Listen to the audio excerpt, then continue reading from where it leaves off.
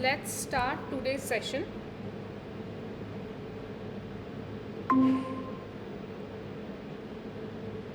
Actually, I'm having some problem in network today. Whenever you can't hear me, please inform me. Okay, so in today's session, we will be discussing some of the techniques and tools and techniques which are used in the research of immunology. So very commonly used techniques, like we will discuss about Western blot and also immunolocalization or immunohistochemistry. Okay. So I will begin this session with Western blot. Western blot, as you might know, that Western blot is a technique, is a molecular biology technique very commonly used for detection of a particular protein antigen, right?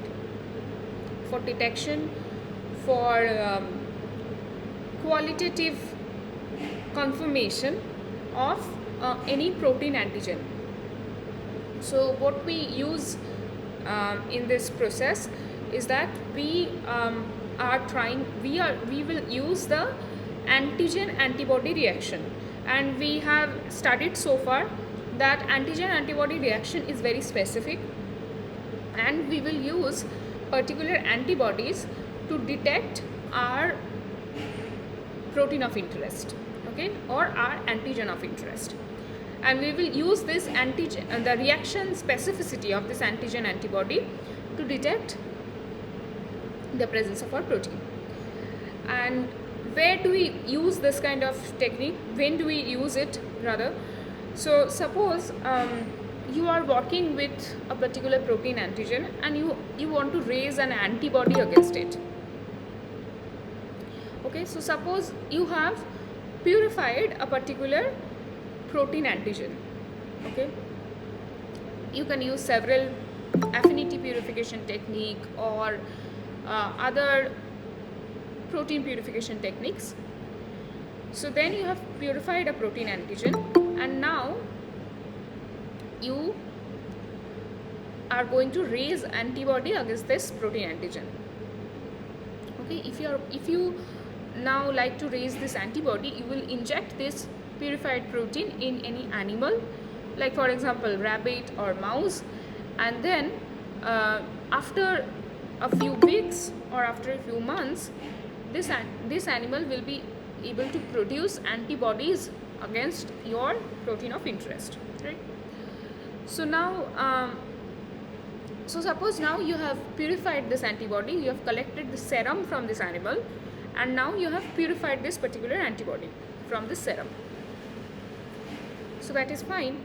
Now what you want to do is that you want to detect whether your antibody is fine, whether you have raised the correct antibody against your protein of interest or not, antigen of interest. So now you want to test basically what is the activity of this kind of antibody, or whether this antibody is being able to recognize your protein of interest, the protein that you had injected for antibody generation, right? So for that we can use this particular technique, which is Western blot. Now Western blot and ELISA, if you have gone through the lectures of this week, you would know that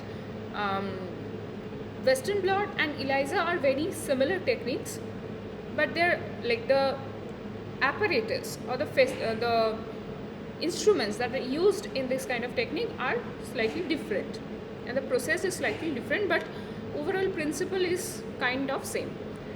So now let's discuss Western blot today.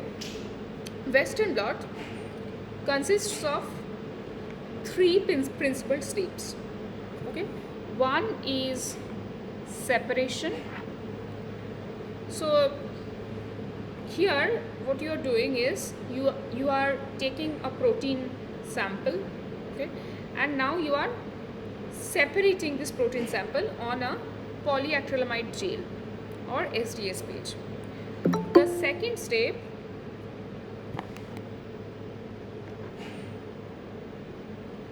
The the second step is transfer. So once you have separated your protein sample on a polyacrylamide gel, now what you want to do is you want to transfer this protein sample or transfer your protein of interest to a membrane. Why is this step required? Because the next further steps that you're going to use for detection of that protein antigen cannot be done on a gel, and a gel is a very soft and is a very brittle thing, right? So further detection steps cannot be done on a gel, so your proteins need to be now transferred to a solid support where we can do the further detection steps.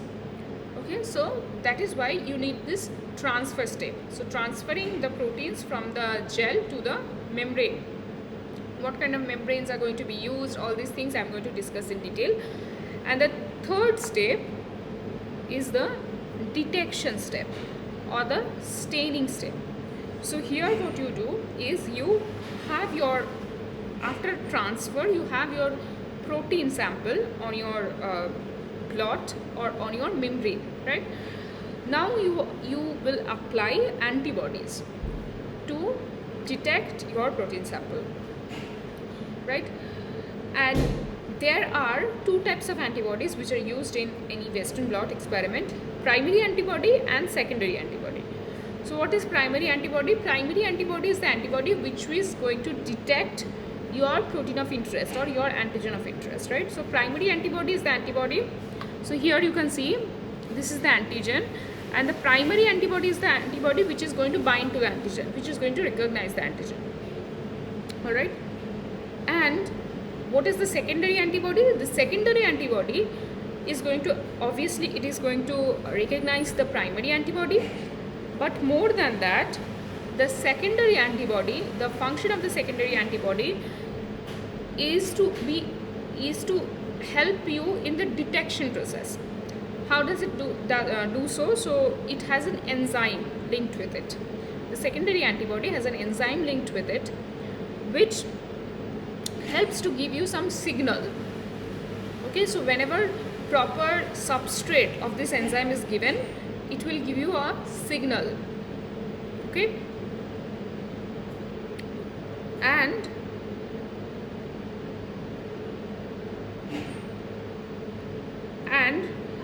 this, you are not audible, ma'am. yeah, am I audible now? Yes, ma'am. Okay, so this signal is given by the particular enzyme which is linked with the secondary antibody. So the function of secondary antibody is to help you in the detection process. And the last step is the visualization. Okay, so these are the primary steps. So now let's go through them one by one.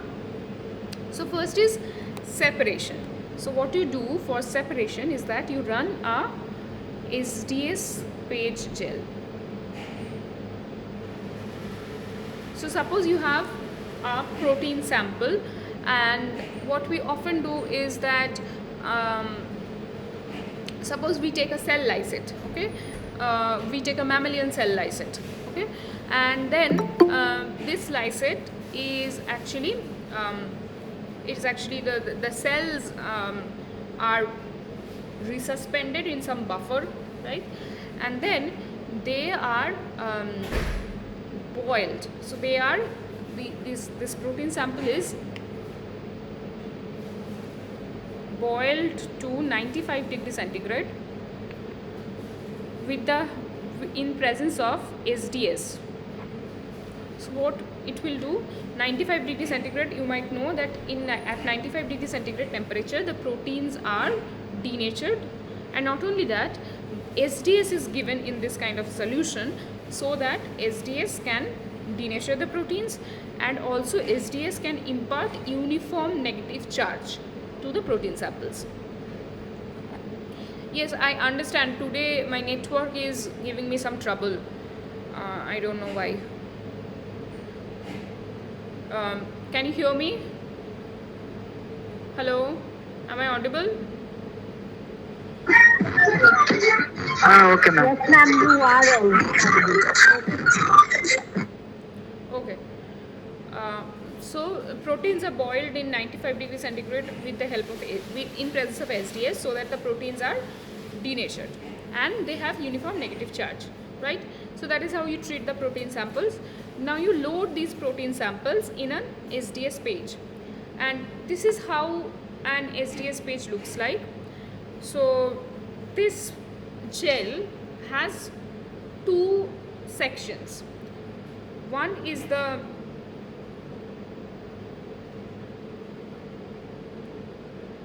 stacking gel, another is the resolving gel. Okay. So you can see by this is a line given here. So this actually denotes the two portions of the gel, stacking gel and resolving gel. So what is stacking and what is resolving? Stacking is nothing but to help. So suppose your sample contains many proteins together. Yes, all the proteins are negatively charged. So that is why they are treated with, they are not negatively charged in native condition, but they are treated with SDS so that they have uniform negative charge. Okay. Now, what is the function of the stacking gel and resolving gel? So stacking gel is used to stack all the proteins that is there in your sample together at a single plane, and then resolving gel, by applying electric voltage, we resolve the different proteins on the basis of their molecular weight. Okay. So this is molecular weight separation. And if your protein has high molecular weight, so it will migrate towards the lower side of the gel, where if your protein has low molecular weight, it will migrate more in the gel, right?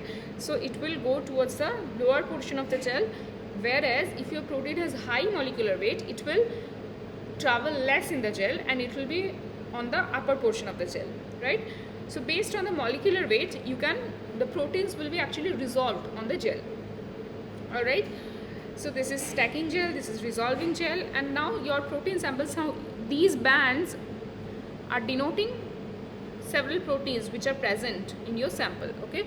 First of all, this one is the protein ladder or the protein marker. So this is something which is used to detect the molecular weight of the protein, right? And these are your samples, all right? And how do they migrate?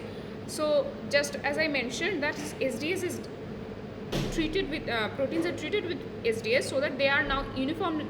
They have uniform negative charge, and now when we apply voltage, electric voltage, so what happens? Proteins which are negatively charged, they will obviously move towards the positive electrode, right? So here you can see the proteins are moving towards this positive electrode, which is why from the top portion of the gel, the proteins are migrating downwards, okay? Because at the downside there is the positive electrode, and during this process, during this traveling or during this process of coming through the gel, they are resolved according to their molecular weight. All right. So now the protein samples are resolved and they have migrated towards the positive electrode, which is the anode, and the proteins are resolved in this SDS page.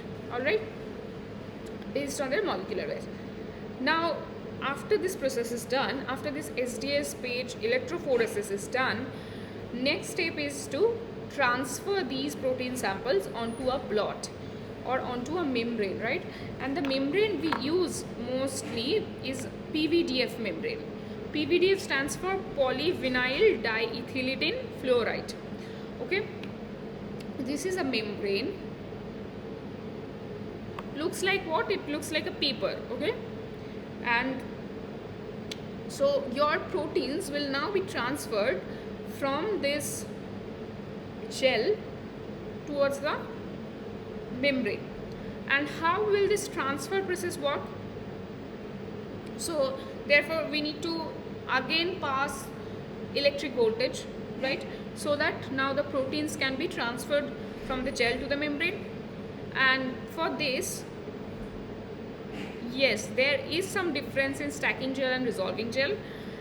The difference lies in the content of the gel, the buffer that we use, the pH of the buffers that we use, because of which what happens in stacking gel, the proteins, they come and they are, so suppose these are several proteins, they come and they are stacked onto one plane.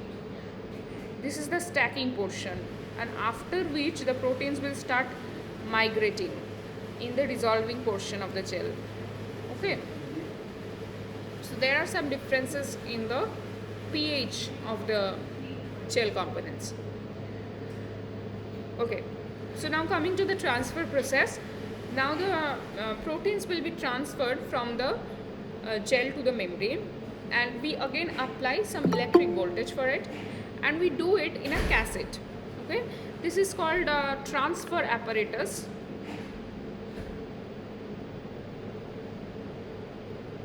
Transfer apparatus, where what do? We the components to prepare these gels I can tell you, but later on. Okay, please give me some time. Okay, so next coming to the transfer apparatus. Now what we do is we stack the gel on top of the membrane, or the membrane on top of the gel, and then we use filter papers on both sides of the gel and the membrane, and then we also stack with sponges. Why do we do it? So this is the stacking. You can see that the gel is here, on top of which the membrane is provided, then some filter papers are added on both sides of the gel and the membrane, and also sponges are added. Why this kind of stacking is done? So that they can fit rightly inside the transfer apparatus, and then the transfer process, which will be done by the passing of electric voltage, that can actually take place. So for that we need this kind of stacking. And one important thing to remember here, that the proteins are negatively charged here, right? The proteins are negatively charged, and so they will move again towards the positive electrode, right? So we need to place the membrane towards the positive side of this cassette. Okay, or so whenever we will place this cassette inside the transfer apparatus, so there also there will be two negative and positive leads of this transfer apparatus, and we need to place the gel towards the negative side and the membrane towards the positive side, because the gels, the proteins from the gel will migrate towards the positive electrode, right? So here also you can see the gel is towards the negative side, right, and the PVDF membrane is placed towards the positive side of the electrode of the cassette now, and which will be now placed in a transfer apparatus, where we pass on particular voltage to carry out this transfer. Okay, so I hope you have understood this, the process of transfer, how it occurs. So from proteins will migrate from the gel towards the membrane. Now here one thing we use, which is a pre-stained protein ladder. Pre-stained means the ladder will have actually colorful bands, and which we can actually observe through our eyes, and so this ladder we will also load in the gel, and when it will be transferred towards in the membrane, we will be able to observe that yes, the ladder has totally transferred towards the membrane, right? Now there might arise different problems here in this step, but we will come to discuss that later on. So this is how the stacking and the transfer occurs. Okay. Next, Next, the staining process. So now my membrane contains all my protein samples. The protein which is my interest, also some other proteins are also present in this particular membrane, right? They have been transferred from the gel. Now what we do, the first step that we do is blocking. What is blocking? Blocking is actually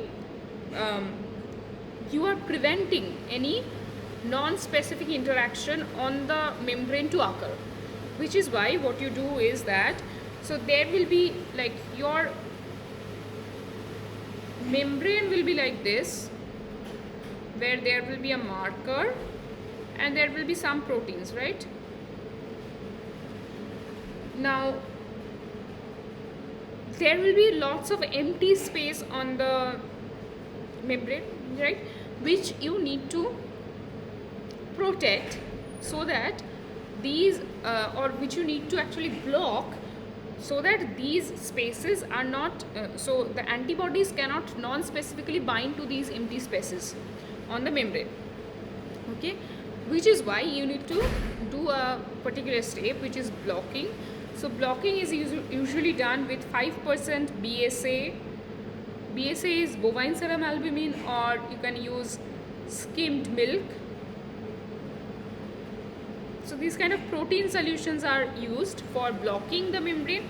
So you keep the membrane in this kind of blocking solution for a while, for some time, so that the empty spaces on the membrane are now blocked, so that they cannot non-specifically interact with any antibody. So that is the first step, blocking. Next, what we do after blocking is wash.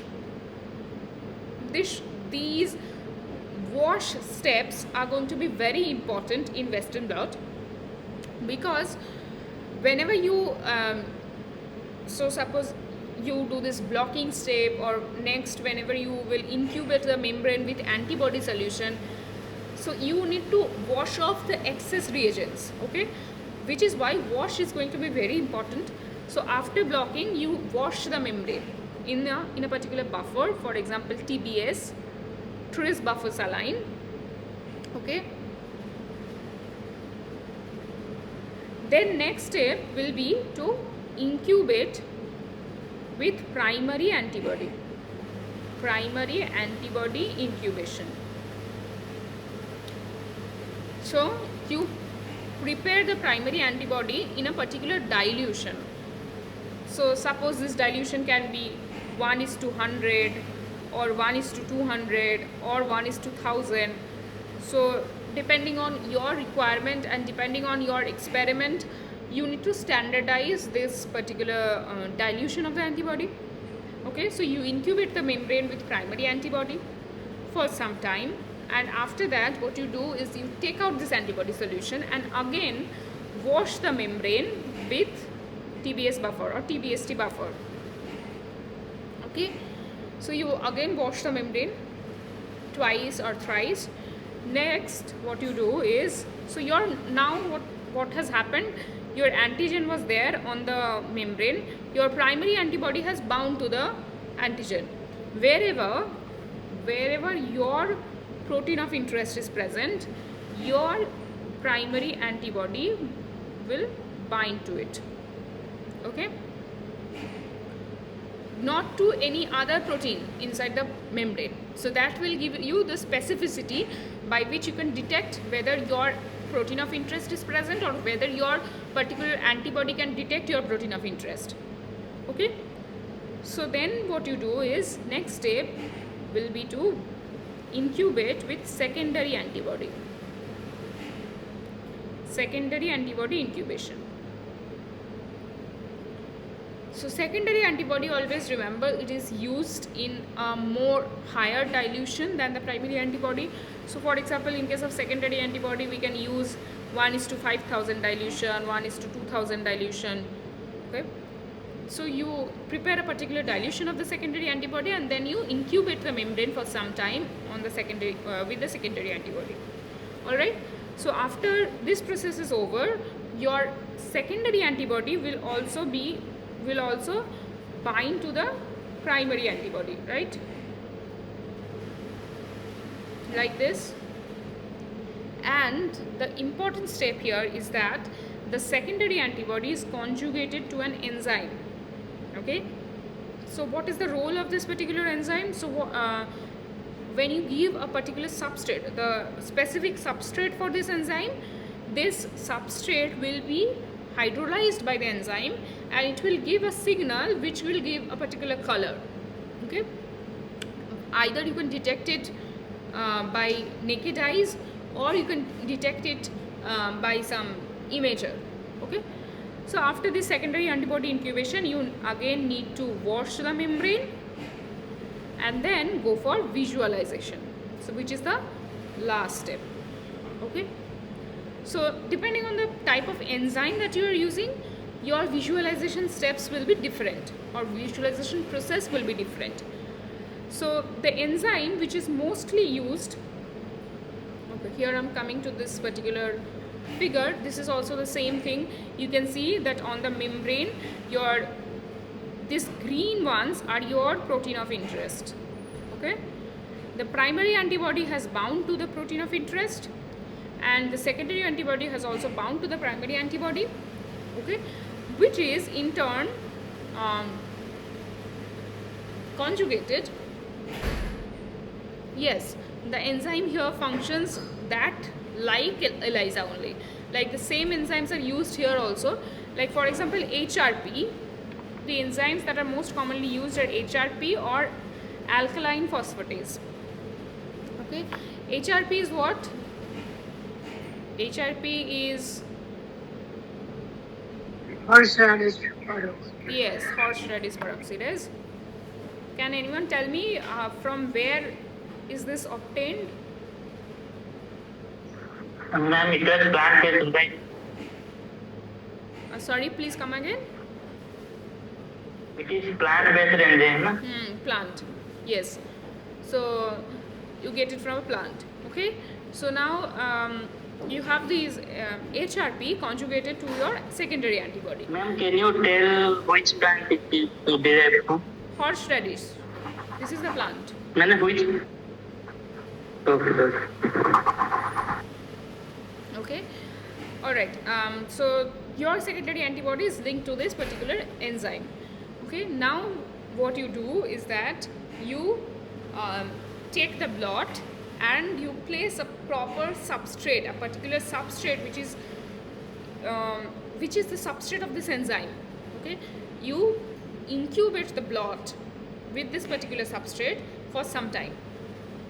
All right, which will produce either some color or some light. So suppose here this is actually the enzyme reaction for HRP, and what is done is that, so HRP has two substrates. One is luminol, another is H2O2. Okay, hydrogen peroxide. So this is luminol actually, and so what is done, this hydrogen peroxide and luminol, they are mixed in equal amount, right? And then they are just given on top of the blot. Okay, and if you keep it for some time, so for example 3 minutes, for 3 minutes you keep it. Also in the dark you have to do it. Okay, and in this time what HRP does is that it hydrolyzes this H2O2. Okay, and it produces a substrate from which, so this is the excited state, right? When it comes back to this stable state, it emits light at 425 nanometer of wavelength. Okay, so at 425 nanometer, this particular product emits light which can be now detected. So this is actually what? Chemiluminescence.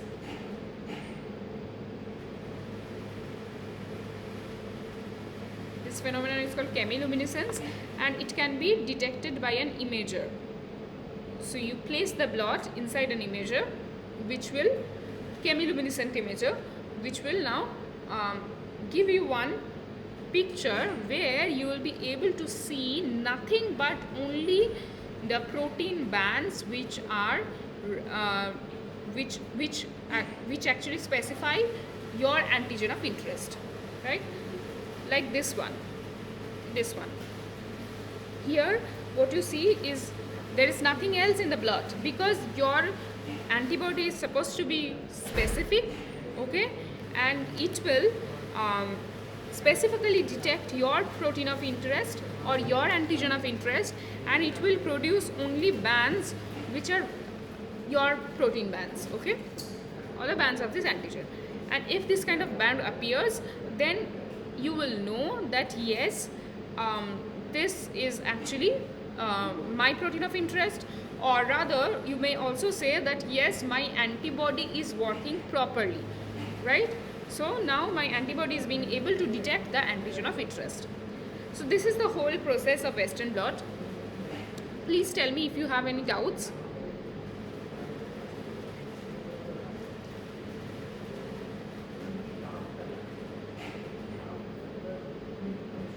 Okay, one question is that why are we okay. One question is that why are we using negatively charged, but why are we imparting the negative charge to the proteins? So actually, first of all, the proteins need to be denatured. So if the proteins are in their native state, right, they will not migrate in the polyacrylamide gel according to their molecular weight. So in the native form of the protein, they form some three-dimensional structure, okay, and they are not linear. So therefore, their migration will not be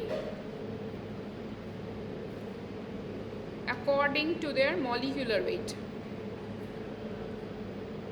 okay.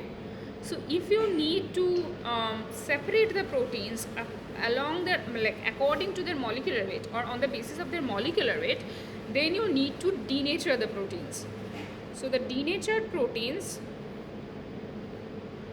are the linear proteins, right? So they are now linear. Now they might migrate according to their molecular weight, but there is another catch here, which is, so there are some positively charged amino acids on the protein, there are some negatively charged amino acids on the protein, or some amino acids might not have any charge, all right? So now if the proteins are linear and all the amino acids, the positive charge, negative charge, all will be on the surface, right? And therefore the proteins will not have any uniform charge. So if some protein is having more positive charge, they will migrate faster towards the anode, right? So, and if some proteins have less positively charged amino acids, so depending on the composition of the protein, like what kind of amino acids are there present in the protein, their migration will be affected, which is something is not required. So we only want to resolve the proteins based on their molecular weight, okay, which is why we need the proteins which are linear, as well as they have uniform negative charge, okay, they have some uniform charge, either negative or positive. So here, since we treat the proteins for denaturation by SDS, sodium dodecyl sulfate, which imparts negative charge to the protein, so then now the proteins are uniformly negative charge. Uniform means, what do we mean by uniform? That means based on the molecular weight. So if the protein is a bigger protein, if it has more number of or more molecular weight, if it has higher molecular weight, it will be associated with more SDS molecules and it will have a more negative charge. Do you get my point? Uniform negative charge basically means that the charge of the protein is uniform to the mass of the protein. Okay, so therefore that is why we are treating the proteins with SDS, so that now they have uniform negative charge. So they have now they will migrate towards the positive electrode only based on their molecular weight.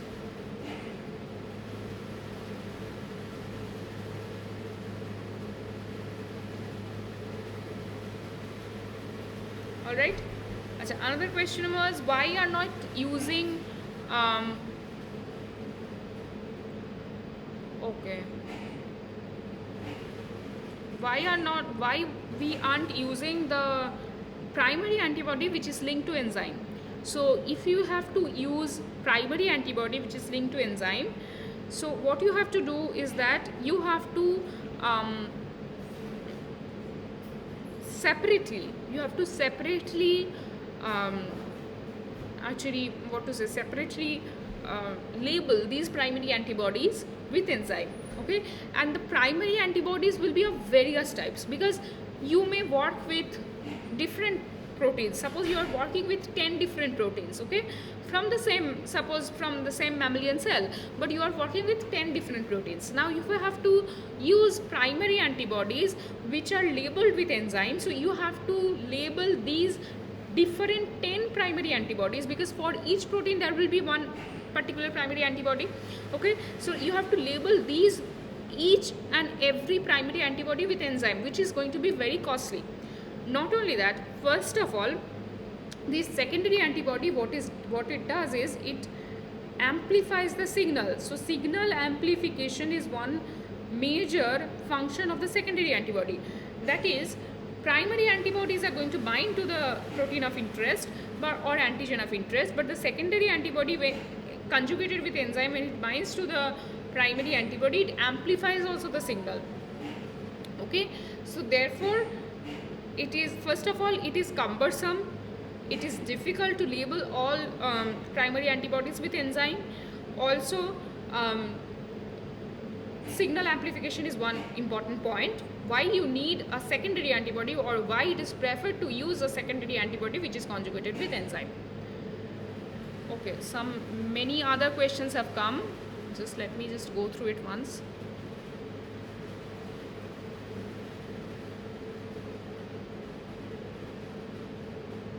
Yes, so Vandana is saying secondary antibody can be common for many primary antibodies. You are right. So suppose you have protein A, protein B, protein C, for which the primary antibodies will be different. Okay, primary antibody 1, primary antibody 2, primary antibody 3.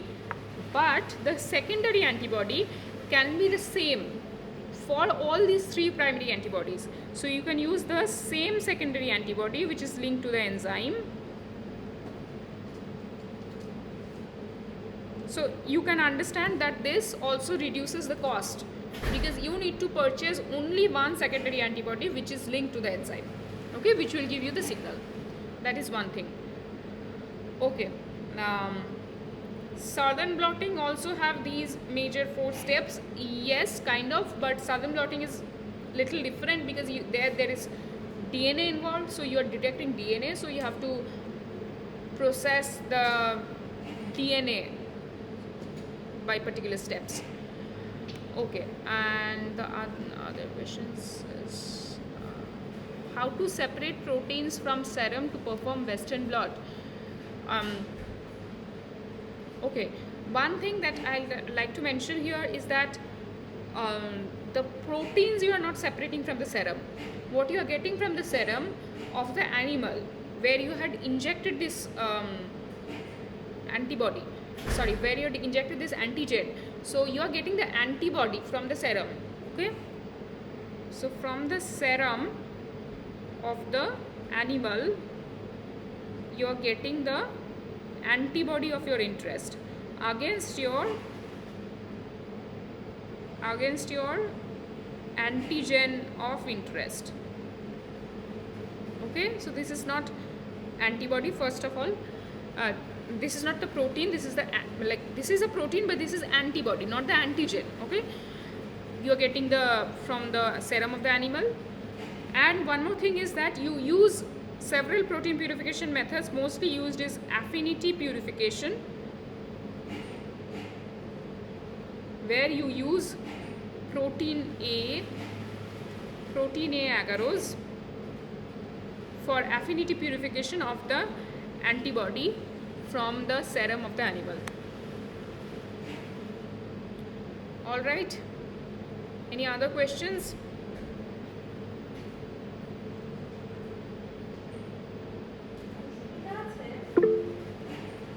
Okay, if not,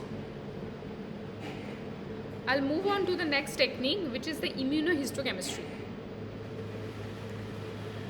Okay, so immunohistochemistry, or it is also known as immunolocalization.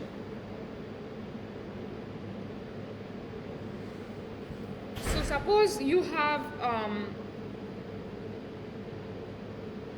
purified your antibody, okay, from the serum of the infected animal, and now you want to test the protein of interest, the antigen of interest.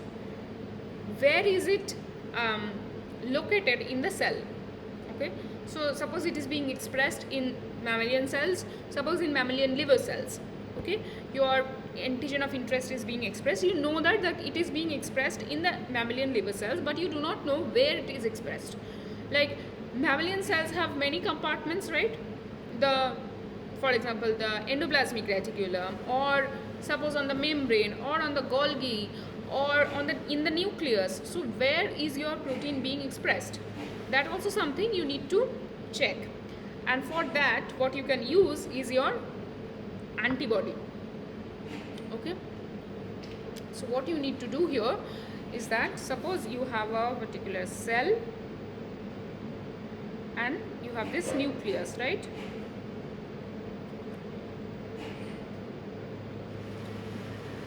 And so this cell will be having suppose this is your antigen of interest, which is expressed inside the nucleus. Okay, so now what you need to do is that you need to take this cell, you need to fix this cell, you need to permeabilize this cell,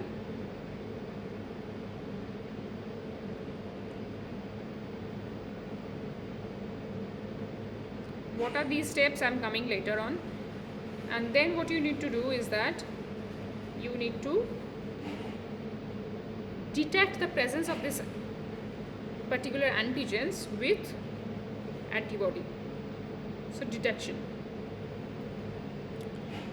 with specific antibodies. All right, so the first step is fixation.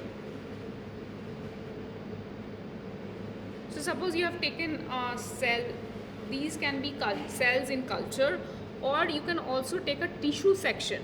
So this term immunohistochemistry, histo refers to the term tissue, right? So suppose you know that your antigen of interest is expressed in the liver cell. Okay, so you have taken liver tissue section, right? And you take it on a slide, on a glass slide, and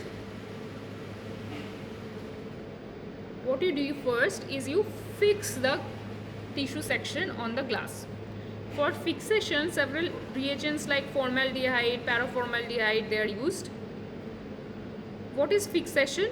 Fixation is nothing but cross-linking the proteins which are present inside the cell, so that now after the fixation step is over, the proteins cannot move to any other location inside the cell. Wherever they are, while the tissue section was taken, they will remain in that particular location only. So that will help us in the detection step. Okay, so cross-linking or this fixation is done. So now the cells is but fixed in its position, and the proteins cannot move, the molecules inside the cell cannot move anymore. Next, what you need to do is permeabilize. So permeabilize means what? Means you need to make small pores on the cell membrane. Okay, so now the cell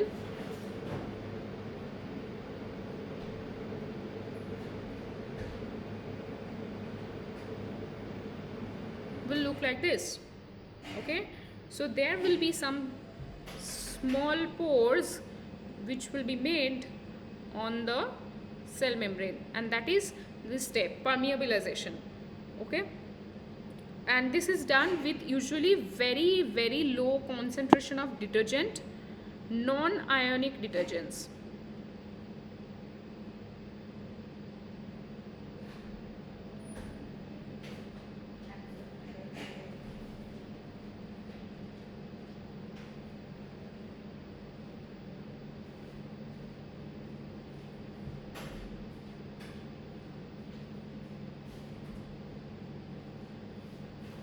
Vandana, yes, common example of IHC is detection of ER, PR and HER2 in breast tissue for deciding regime of treating breast carcinoma. Yes, you are right. These are the three markers of the breast cancer, right? So they are often detected there. So if some patient goes with breast cancer, so these are the markers that are detected for any kind of for choosing the treatment regimen, because you have clearly said it, and this is the correct thing, that if the cancer is, if the particular breast cancer is triple negative, then you need to treat it differently, or if this particular cancer is double negative for these markers, then they had to be treated differently. So yes, you are correct. Okay. Triton X100, Twin 20, these are some of the non-ionic detergents, and very low concentration of these non-ionic detergents are used, so that only there can be small pores on the membrane and not the whole membrane is dissociated. Okay, if the whole membrane is dissociated, then this process will not work. This you cannot localize it. The all the cell components will be like astray, so you cannot work with that. So you need to use very low concentration of non-ionic detergent. And then what will happen, so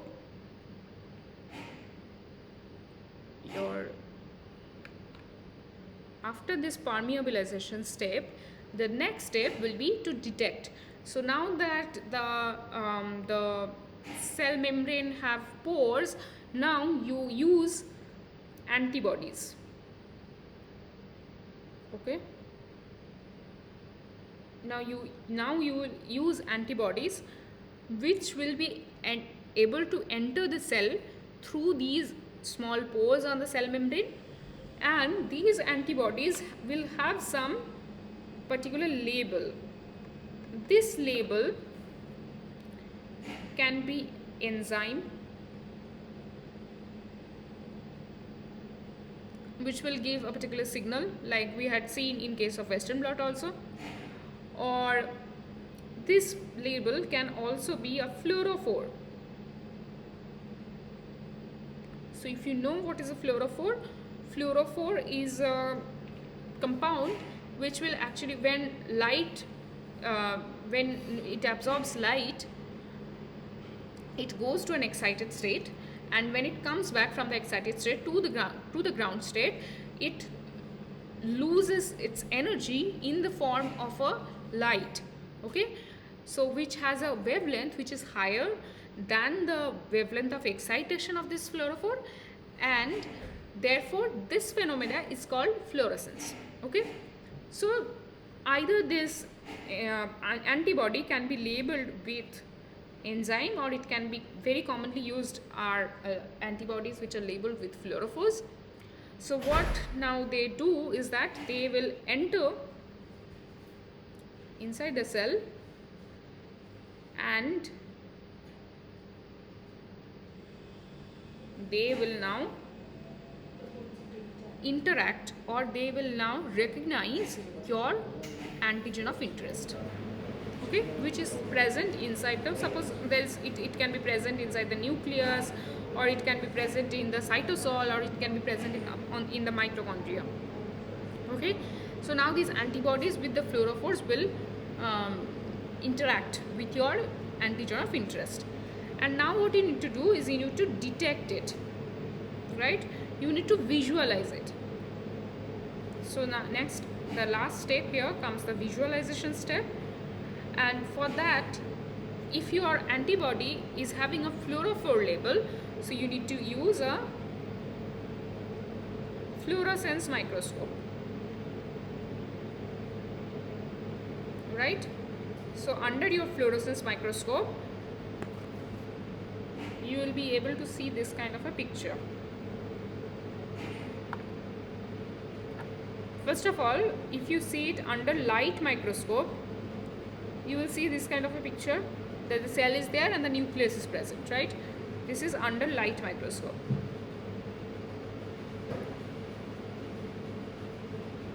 But when you place it under the fluorescence microscope, you will see this kind of dots. Suppose it is labeled with a fluorophore, which will give you a red light, okay? So you can visualize it as red, so you will see these kind of red dots, okay? And now, so this is the image of the fluorescence microscope.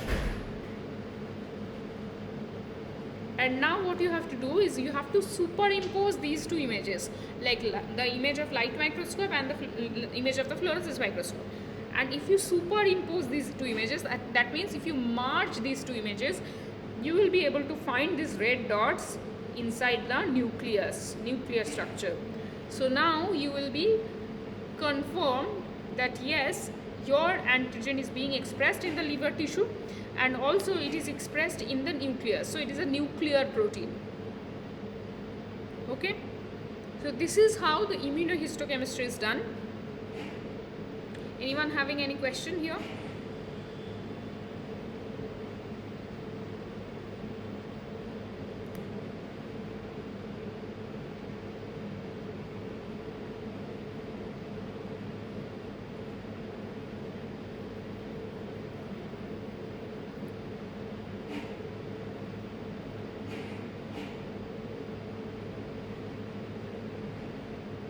If you have no question, we will move on to these question answer session.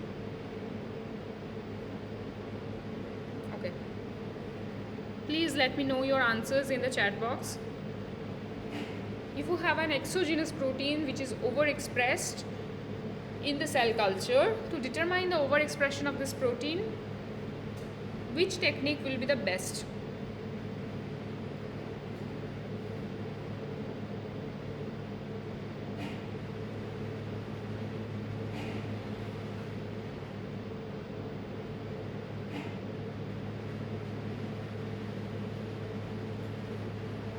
Okay, most of you are saying A, Western blot, which is the correct answer. So if you have a protein, the best way to detect any protein is obviously Western blot. Okay, coming to the next question. What is the use of paraformaldehyde in this immunostaining or immunohistochemistry?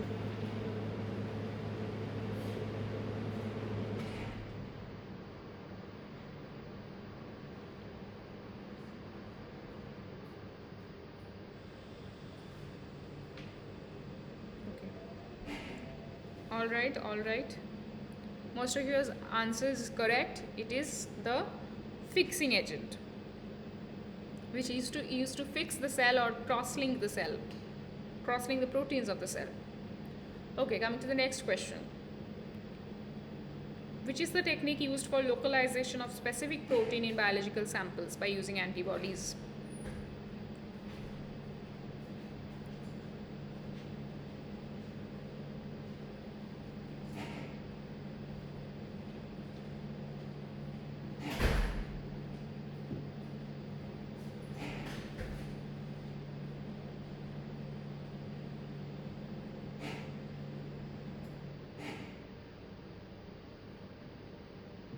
somebody said ELISA.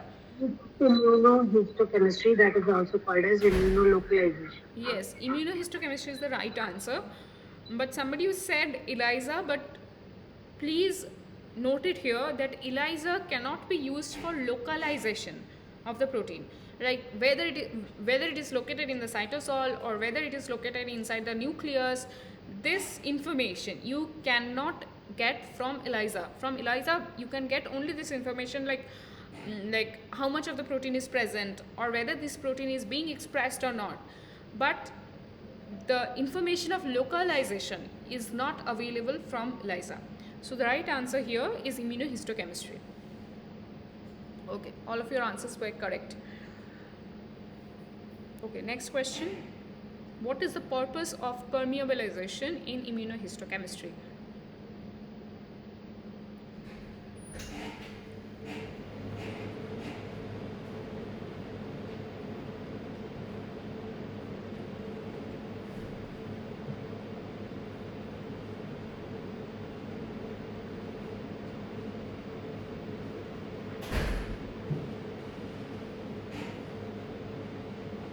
Yes. So the right answer here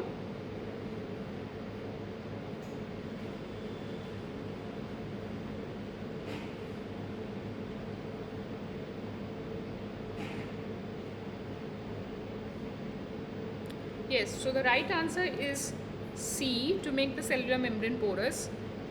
A and B, they are the purpose of fixation. Okay, but C is the purpose of permeabilization. Okay, so the correct answer is C.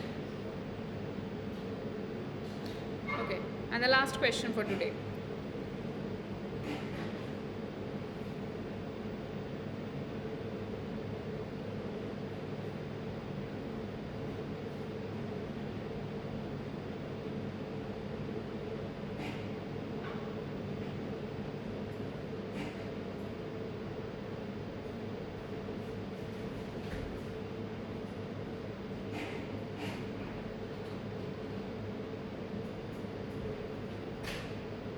Okay, all of your answers is correct, which is to bind to the protein of interest, which is transferred onto the membrane, right? So the primary antibody binds to the protein of interest. All right. So that's it for this class or this session. Just I would like to tell some little bit parts of Western blot, which I think you might need if you need to perform this experiment. That is, sometimes it happens that your blot is a messy thing. So what happens after you image your membrane or after you image your blot, it might be very defective. So in what sense? So suppose these kind of images might appear while you are doing Western blot. So suppose you have a blotch like this, or maybe the whole membrane is like this, whole membrane is black. Okay, so you cannot detect your antibody. Or maybe like this, when the whole membrane is white, so you can't see anything. Or there can be other problems, like you might see a bubble which has appeared on the blot, on the membrane. So how to prevent these kind of problems in Western blot? So I actually have a separate lecture, a separate YouTube lecture, which I will link to this particular YouTube video while I will post this YouTube video. So from which you can actually go through what kind of problems may arise in Western blot. I will link this particular video, but just few little bits I'm discussing right now. That is, I told you that you need to place the membrane on top of the gel, right? Sometimes it may happen that there might be a bubble present in between the gel and the membrane. We need to avoid this kind of bubbles because these bubbles prevent the electric transfer, right? The passage of the electric voltage that is often hindered by this kind of bubbles. So you need to be careful that there is no bubble present in between the gel and the membrane, otherwise the image that you will finally get will not be a good image. Also, if you cannot see anything on the blot, so what might have gone wrong? Suppose you might have used an antibody which is very dilute, so you need to increase the antibody dilution, or you might need to use a separate secondary antibody. So suppose the enzyme which is linked to your secondary antibody has not worked and has not produced any signal, so that kind of problem may arise. Also, one thing is that, so if you get these kind of images, so what will happen, that the whole blot is black and you cannot detect any nice band. So if that kind of thing happens, then you know that you have to standardize the antibody dilution. Suppose you have used too much of antibodies, or you might not have blocked the membrane correctly, right? So that blocking has to also be done precisely, so that there is no non-specific interaction. So this may arise because of some non-specific interactions. So these kind of problems may arise while doing Western blot. So we need to be very careful so that we get a good blot image. So something like this that I had showed here, this kind of image is a very tough image to get, and you need several standardizations, like which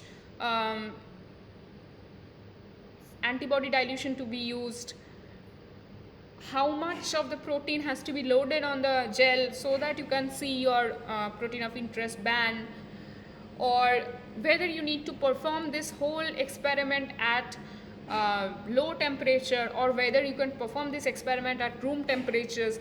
All these factors, and whether what is to be used for the blocking. Blocking is very critical in this particular experiment. So these are the standardizations which one need to perform while doing this experiment. I hope you have understood it. If you have any doubt, please you can let me know now, or you can also post the doubts in the forum. Also, I will link this particular Western blot troubleshooting video. So if you have any doubts in that also, you can let me know in the comments. And so that's it for today's class. If you have any other query, please let me know. Okay, thank you, Vandana.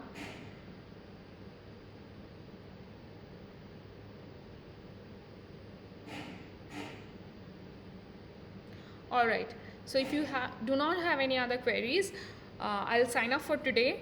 So bye bye, see you next class, next session, Tuesday, same time, 7 p.m. Okay, bye bye.